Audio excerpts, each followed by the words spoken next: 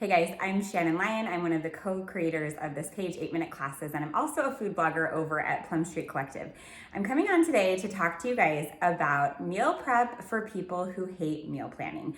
This is a question I get asked about so much because people want to have good meals for their families, good meals for themselves, but they just hate the process of meal prep and meal planning so much that they end up doing nothing about it. So I'm gonna give you some tips today to help make it easy, make it fun, and give you something to look forward to every week without overwhelming you or stressing you out about meal planning. My very first rule is never make more than one new dish a week.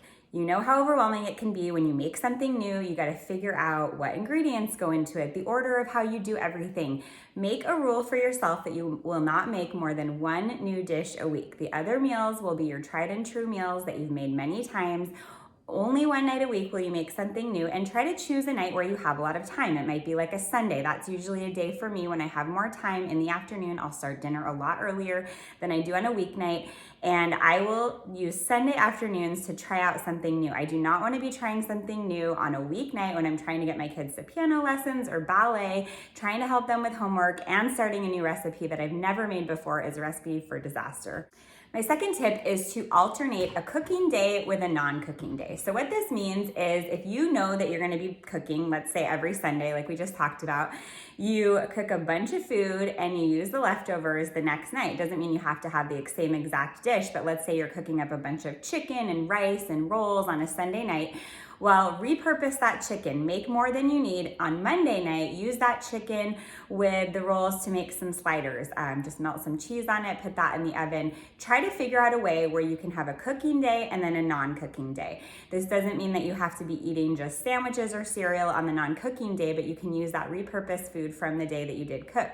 Alternately, if you want to have a day where you just have sandwiches or you just have cereal or something like that for dinner on a non-cooking day, do that. But alternate your days where you have a lot of cooking going on and then a day where you don't. It feels really nice to keep your kitchen clean for a night, and it also feels really nice to have something ready quickly when the night before you had just spent a while in the kitchen. My next tip is to stretch out things that take longer to make. So for example, if it's Sunday night and you're gonna make rolls for dinner, those take a while to make.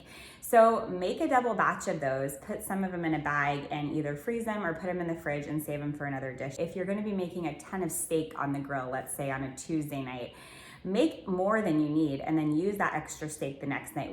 Those things that take us longer, whether it's longer to marinate or if it just takes a long time to like rise or just to cook itself, anything that takes a long time, when you're planning out your meals, think, how can I make more of this now and my future self will thank me for it.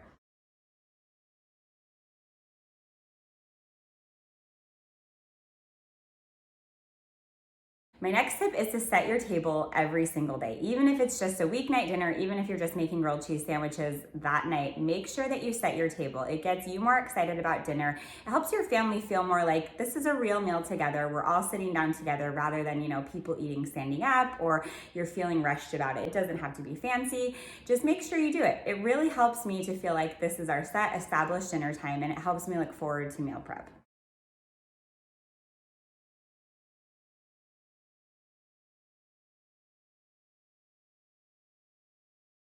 My next tip is to use something called a flexible meal plan. This means that you will buy all the ingredients for the meals you want to make throughout the week, but you let yourself be flexible about what days you're going to make those meals. One thing that I find with a lot of people that come to me that say they hate meal planning is they feel really held down by the thought of having to make tacos on Tuesday or whatever the meal was that they went to the grocery store and planned out for Tuesday night. Let's say Tuesday night rolls around and they're really not feeling like making that meal that they had set on their calendar, like this will be the meal on Tuesday night. Give yourself some flexibility. If you're supposed to make fajitas one night, but you're really not in the mood for that, you know you have all the ingredients for it, switch fajitas to Thursday night, and then on Tuesday night, make something that you're more in the mood for. My next tip is to plan your grocery list in order of the store layout. This saves you so much time at the grocery store, but it also helps you understand how meal planning can save you time and money because you're not running around all over the store, seeing things here and there that you think you might need. plan it in the order you like to go. So when I create my grocery list, and I'll show you a picture here, I put it into sections. So I put all my produce together, I put my dairy together, my meats, my cereals, all the dry goods, baking goods together, and it helps so much at the store. If you plan out your grocery list based on the store section, it will save you so much. My last tip for you is probably my most important, is if you are very stressed out by meal planning, simplify all of your meals. Don't make elaborate meals. It is more important that your family is eating together and spending that time together than what you eat.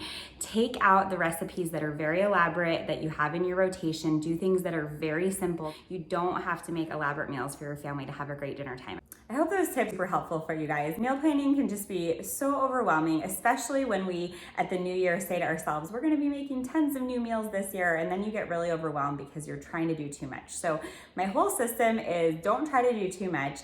Like I said, only try to do one new meal a week. Don't try to cook every single night. Give yourself off nights throughout the week, and hopefully you'll look forward to meal planning a lot more in 2021.